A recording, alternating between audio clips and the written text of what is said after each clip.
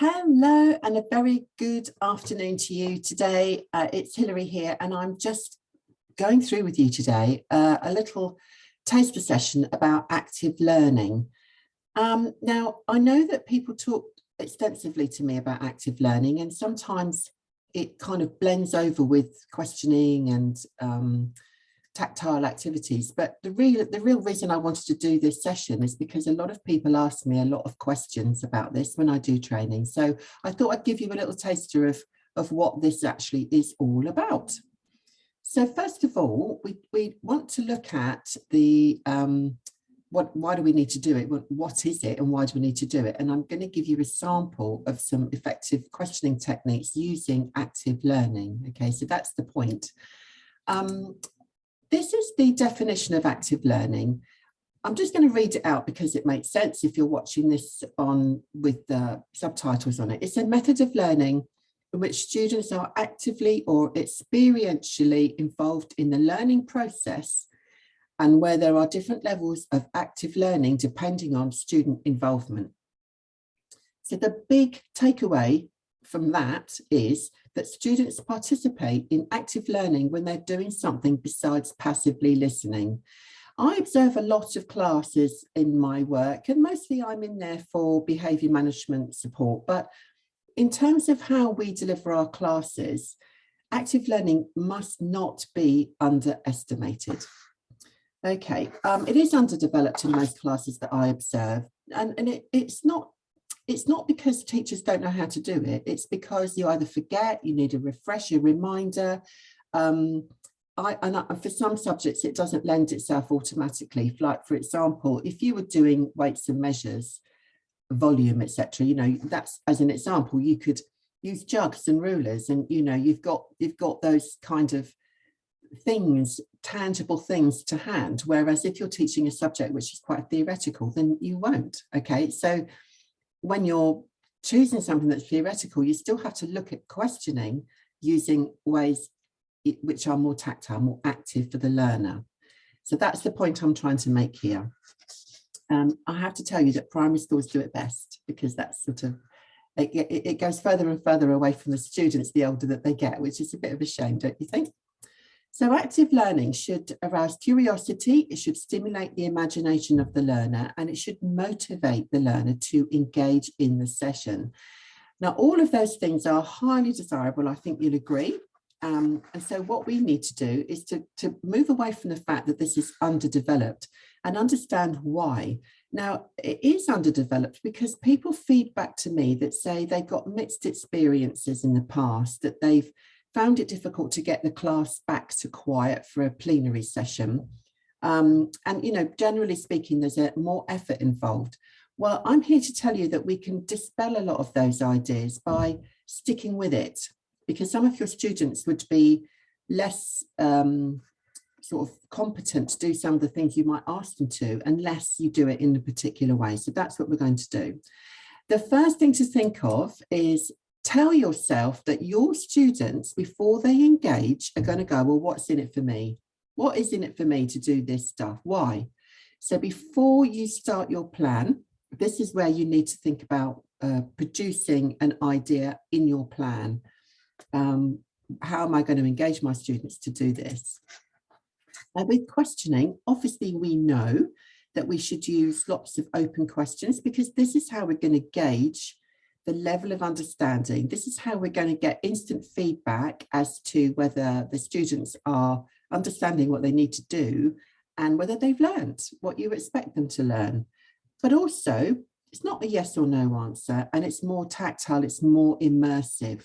That's what we're after with active learning.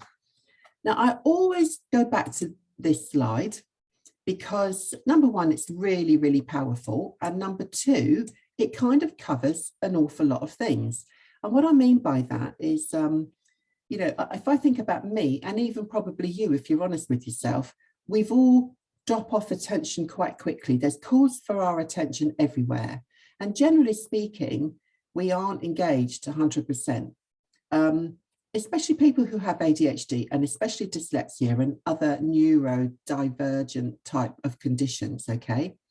what we're really after then from this scenario is this. So in a class, to help the attention stay quite high and participation, we need to try and mix it up a little bit. And this is where active learning really comes into its own.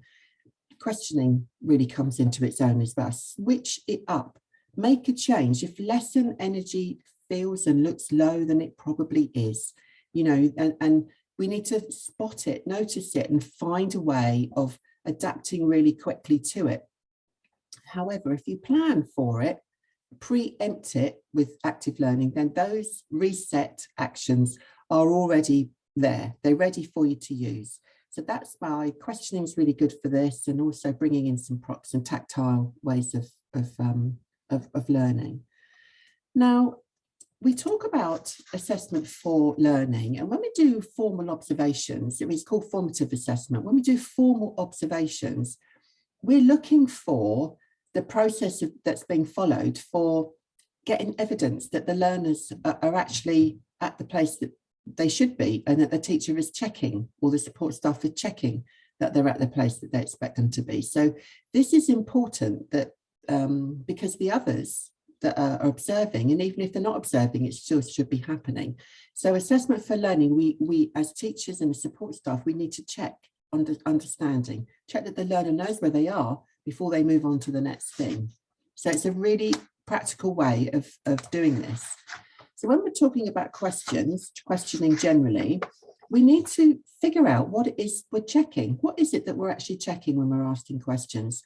And when you're doing your plan, think about how you can easily differentiate for certain questions that you're going to ask, whether it's a practical activity, whether it's a quick Q&A, whether you're going to be able to say, I need at least a 5-word answer, or I'm going to ask you to point to something, you know, differentiate.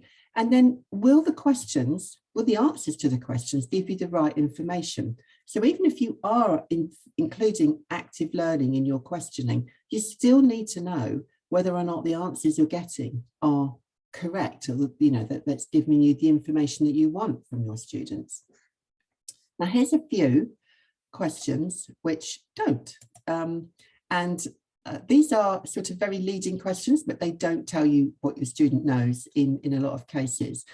So I use this a lot as well, because I've actually heard these questions being asked in class, and then I've wondered how the student's going to answer, and B, whether the answer is going to give the teacher the information that they want. So the second one on here, why is that one better than yours? Now, it's a very difficult question to ask. You're telling someone that theirs is not as good as that one. But what we're asking them to do is to evaluate or compare this piece with this piece and say what they could do better. So you could just pick out things like, can you find 2 things which you might do differently, or you might change, or that you thought were a really good idea? You know, it's making it manageable for them to answer, and then an understanding for you of their understanding. Okay, so that's easy for that one. The other one here, where is Herefordshire? That was a basic question that was asked in a class one time. And I mean, people gave a whole different variety of answers, but mostly they just said it was in England.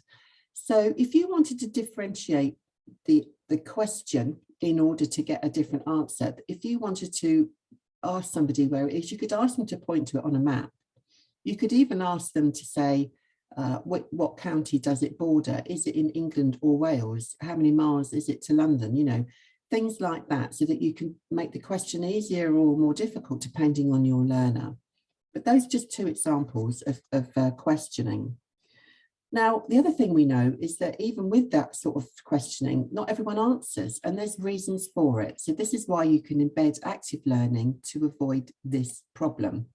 Students might not respond because they don't know the answer, they don't feel confident, they don't understand the question, haven't listened to the question. It's a very good point. The social pressure. Now, I know that many schools will have classrooms with students that feel the social pressure. They feel stupid if they don't get the answer right. And then at the other end of the scale, you'll have those that answer everything, whether it's right or wrong. You know, they'll just answer everything. Other reasons why students might not respond is they're bored, and that is a big factor. They don't feel safe to share, and again, that's a self-esteem issue, and they really fear getting the answer wrong. There's many of those that it's too big to deal with in a class and on this session here, but the reality is that this is what's happening in your classrooms every day. Sorry about that, but that's the way it is. So we need to work around it. We need to say, we've got to find other ways to find out what's going on, what students have learned, and active learning could be one of them. So look at this idea. I'm sure that you've used this, but I recently did a session with a school, and in fact, it was a pupil referral unit, and the teachers in there were saying that they sometimes do this activity, this kind of activity, but they do worry about getting students back, that some of the things are used as missiles. But look, if you put up some flip chart paper or just a small sheet of paper, doesn't have to be on the wall, it can be on a desk. You put a question at the top of each sheet, and you get your students to go around with post-it notes and write their answer on it. It can be completely anonymous then. And what you're doing is you're getting an idea of where your students are with their learning. Brilliant idea, post-it notes around the room.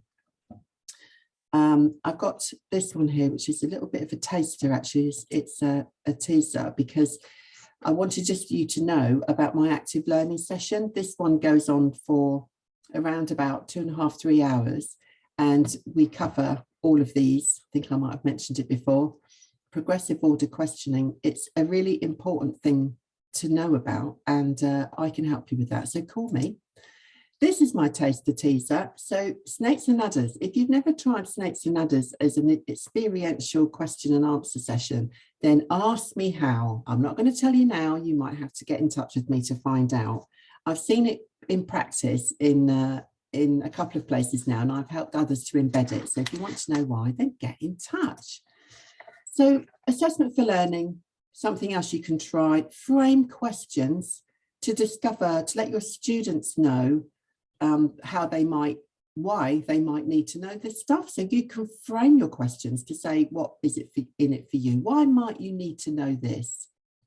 What impact will it have on you if, which part of your life might you discover that this is important? You know, there's all kinds of different areas where you might find that this type of questioning will help your students to become far more engaged in your session, because they understand where they fit into that picture.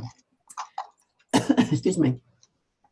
An example of questioning to generate discussion, and I really like this, and this is something I can't deny, excuse me, I've used on and off over the years, simply because I used to feel really uncomfortable when I asked a question and nobody answered it, but I wanted to generate a discussion. So one of the ways to do that, to ask a question and also give an answer. So you're going to say, this is the question, this is one of the answers that I've heard before. What do you think? You might even then hand it over to your student and say, does anyone else have any ideas? And you could even particularly pinpoint one person and say, what do you think? You know, there's no reason why you can't do that. That's simply saying, I'm asking you, what do you think? And if they say, well, I don't really have any thoughts on it, then that's okay. You can move on to someone else. But what you've done is you've started a discussion, asked a question, give an answer, and then ask if anyone else has any ideas. Now, how you do that is entirely up to you. It's just an idea.